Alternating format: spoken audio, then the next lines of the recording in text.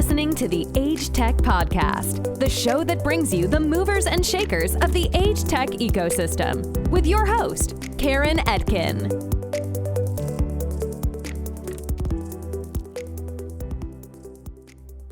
Hi, Jarn Techies. I'm Karen Etkin, and my guest today is Salome Ivanovic, the COO of Careship. Salome, welcome. Thank you, Karen. Great to be here. Thank you for joining me. So tell us about Careship. So Careship is a Berlin-based startup that was founded in 2015. And I have the great honor to be part of this amazing journey that we are having at the moment. So what does Careship do? We are ultimately a managed service to bring seniors together with companions from their neighborhoods. So people like you and me that want to do some good on the side, that have a job that matters on the side, and really support seniors with everything a caring relative would do. So household services, companionship, running errands.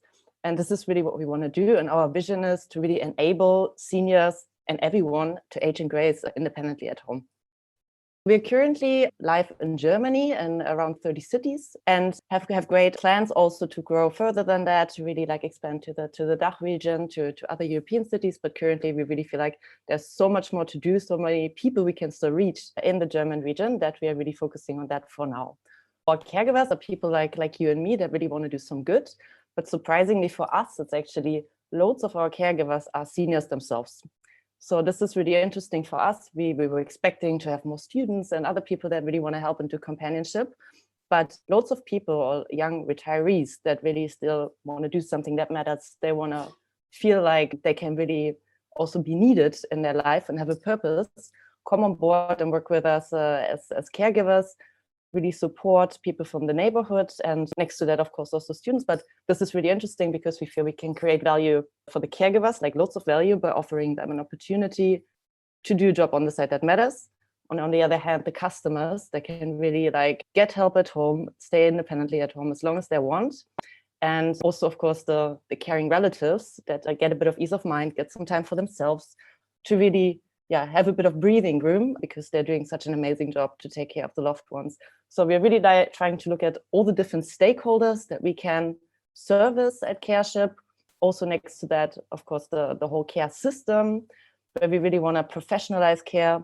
We want to fight against the black market, really make the conditions way better to work in the care field, and offload loads of work from nurses that are already really stretched, by offering companions, this new category of companions, people from the neighborhood that really can and want to help.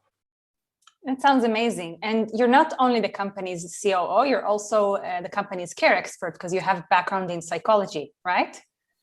Exactly.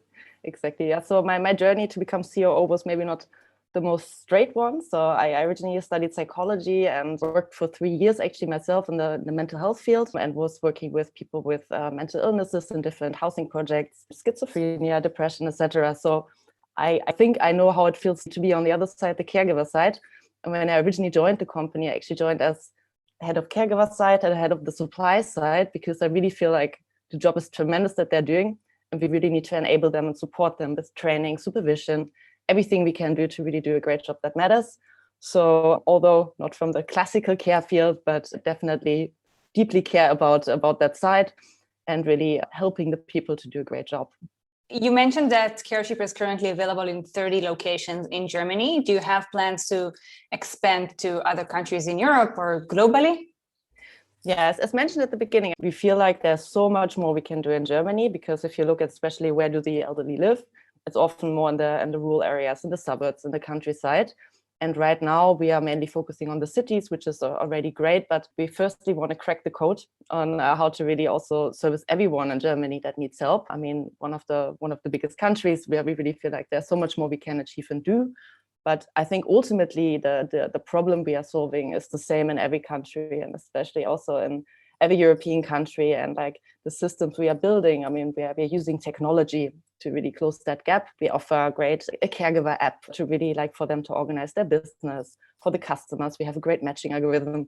So everything we are building is actually can be applied to every country, and it's really available for global customers.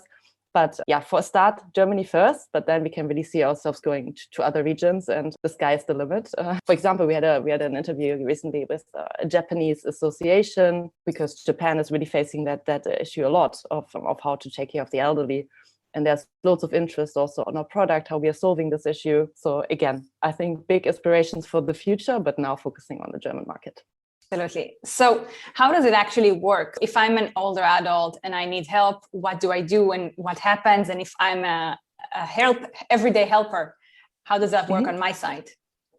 So, I mean, who are our customers? So who are the people booking? So it's like, it's a mix. We have seniors booking for themselves. It's around 40% of our customer base, but we also, of course, have relatives booking for their loved ones. I mean, looking at the care space, usually the daughters who are like the carers and the care coordinators of the family, and they can reach out to us like through online or book online, or also, of course, because we know our target group is not always digitally savvy or tech savvy, changing definitely, and we can see that. But we also have an amazing support team who really like helps to educate the loved ones and the seniors. What are their rights? What are their budgets? How does it work? Who are our caregivers? To really, it's such an emotional decision to decide who to go to for, that we really want to also show that they can trust us and that we are a trusted brand that actually really cares. So we would then evaluate like, okay, so what are the needs? What type of caregiver is wanted? What kind of services are being booked? And then again, like our matching starts, we find the best caregiver that's suitable from the region. We really have a strong focus on finding someone from the neighborhood, because this is really something the seniors care about, and to have this neighborhood aspect, someone that can also be there spontaneously. Then they match, get to know each other. We are really close the whole time though to get feedback, to really ensure the chemistry is right. And after that, again, consult the customers, inform them, and really stay close. I think the team is doing a great job there to really be present. Again, on the caregiver side, how does it work there? Again, everyone with the right motivation and mindset could become a caregiver. So this is really ultimately a really important question we are asking. Would you send that person to your own grandmother? And only if it's a yes, then someone comes on board. I mean, Brian, our CEO, is always joking, harder to get into Harvard than to become a caregiver at Careship. So we're really having a thorough process, because again, we know that this is emotional, and we need to really ensure we have the highest quality, because we don't consider ourselves a marketplace, but really like a managed service, a high quality curated service. So all of our caregivers, they go through a screening process. We really ensure that they get digitally the training they need, that they have all the documents that are needed. We get to know them via a short video call, so that we can see and talk to the person, get to know them a little bit more intimately than if we wish just online. And one thing that's just really important for us is to professionalize the market. So we want to always ensure that like a police record is clean, that nothing is on it, and that the business is registered, because there's so much on the black market happening that we really want to ensure that everything is correct. And yeah, talking about that is also for us, when it comes to the compensation of the caregivers, it's really important. The majority of what the customer is paying really goes into the pockets of the caregivers, because we want to make this whole caring business a lot more attractive for everyone. So how do you actually train your caregivers? I assume they don't come to your headquarters to go through an all-day training. Exactly. So it's really, everything is online. So we created a lot of content ourselves. So we have like training videos, quizzes, everything like around how does Careship work, what are our expectations, how to treat our customers, etc. But we're also partnering with other providers that have really like focusing on educational, digital education for carers and caring relatives. And all of our caregivers can go through that academy, really learn about different illnesses, about dementia, how to handle it, when you help someone like in any way that Careship was offering, so they can really learn. So we really want to educate them. They can get certificates. So I think this is a great enablement also for further career improvements by going through our Careship Academy, as we call it. You mentioned that you want to professionalize the market, and I'm not actually familiar with the home care market in Germany. Can you elaborate a bit on what is the existing situation and where do you want to bring the industry? So, I mean, looking at the German market, I think firstly, it's highly fragmented. So we have loads of really small providers like ambulatory care providers, or you have like people that are just doing it on the black market and on the side, and where the working conditions are not good and fair. So we really like, our goal is to create this new category of helpers. And again, like saying like, okay, everyone, there are enough people that can and want to help from the neighborhood, and they just need access to the market. And like most caregivers that come on board with us, they would never have entered the care business. And it's really like a new path for them, because they hear about us. They really are looking for something that they want to do that works for them. But again, to come back to how do we want to professionalize it, it's really by giving the caregivers like all the tools they need, really making sure they're paid over the table. We take care of the whole like customer acquisition, of the invoice generation. So we're really trying to do everything we can to provide the caregivers with the tools to really run a small business and do it in the right way. And I think it's especially important as well, next to everything else, because our customers, this is quite unique in Germany. We have budgets for companionship care, so also from insurances. And so we really want to enable the customers to use the budgets they have. We want to facilitate the whole process of getting access to that. So I think this is a big part of it. And for that, of course, it also needs to be the right and the right way it's all being handled. So you mentioned that many of your caregivers are actually older adults. Mm-hmm. Do you ask them what is their main motivation for joining Careship? Like, is it the extra income, or is it because they want to help people in their neighborhood? I think it's really the latter. I mean, the extra income doesn't hurt. That's definitely something. I mean, there's so much poverty also for elderly. And I feel like it's great that we are enabling them to have some extra pocket money. But again, like having the right motivation and mindset and really wanting to help people, this is what we are looking for in our caregivers. We have one very famous caregiver in Munich. She's already like 70, 75. Until like 2 years ago, she worked in a startup and was doing like 60 hours a week in the startup, and felt like, okay, hey, time for a career shift. Now she joined Careship because now she really needs to do something with purpose, where she can create value. And I think this is for many people. I mean, if you've worked all your life and then suddenly that stops, like, what do you do with your time? This is really a great opportunity to do good and use the time wisely. So loads of very nice feedback, and not always, but sometimes it's also easier for our customers, the seniors, to receive help from someone that's a little bit older. They can maybe understand a little bit better the issues they're going through, like being in pain or whatever it might be. So I think there's really loads of value also for the older caregivers that come on board and join us. That's such a wonderful thing to know, that most of your caregivers are actually doing it because they want to help people in their neighborhood and to put their energy into their local community.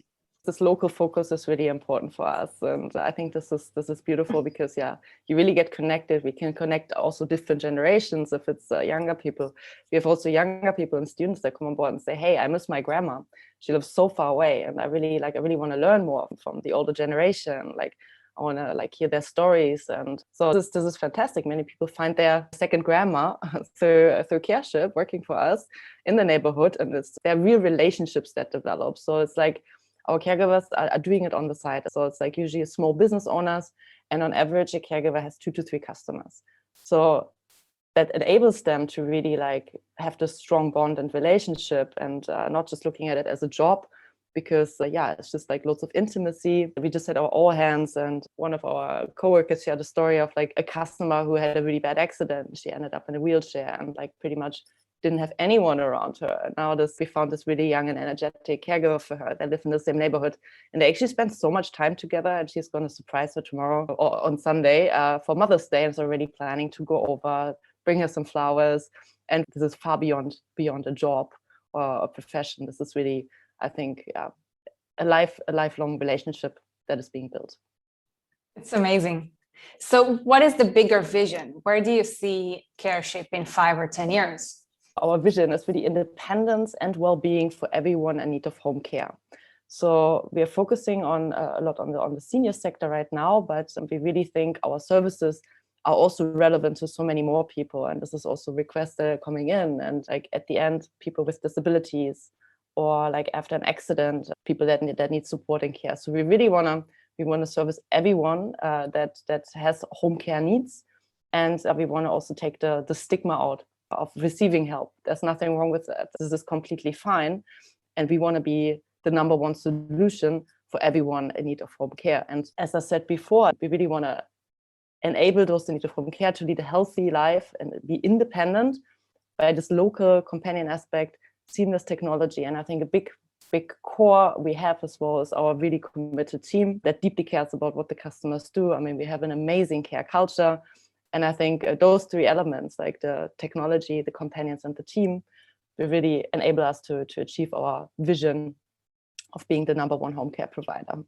Is there anything else you would like to add? I think what's really like the main topic is that the care journey is highly, highly complex, and it's a really emotional journey, and there's not one fits at all. And we are really trying to focus on all the different stakeholders, really trying to emphasize with, what does the caring relative need? What does the senior need? What does the system need? And really trying to map out a solution that helps them all by really creating this absolutely new category that doesn't exist on the market to help close the supply gap that we're experiencing in society right now. And I really believe that, like all those services that are being provided can be provided by companions and really don't need to be done by the nurses. We want them to really be able to focus on the medical help. Maybe just as a side note as well, the year of COVID has been crazy for us as well. I mean, this was a very intense year. We still managed to really handhold our customers and caregivers a lot through that time, and actually even had like a record quarter this year in regards to business. But last year still managed to service 2,500 families despite COVID and provided more than 90,000 hours of home care support, which was amazing for us to see that we could really go through that. And although it has been a super tough time, we are just really glad that there's more focus on this whole topic of loneliness of the elderly, who takes care of the elderly. It's just like, it's not so much a taboo topic anymore as it used to be before that. So this is really an opportunity for us to make a difference and to really make a change. And we just did a survey for our customers, asking them how COVID has impacted their mental well-being. And so the numbers were actually a little bit shocking, but we can really see there's so much need for social interaction. Like half of the customers leave their house less than once a day. Around 40% spend Christmas alone. So there's so much more we can do, and there's so many more seniors we can really bring joy and quality of life by just having more social interactions and really taking the stigma out. Absolutely. Salome, thank you so much for joining me today. It was a pleasure not only meeting you, but learning more about Careship. Thank you so much for having me. It was a pleasure. Thank you for listening to this session of the Age Tech Podcast. For more Age Tech content, visit thegerentechnologist.com and subscribe for updates. We'll see you in the next episode.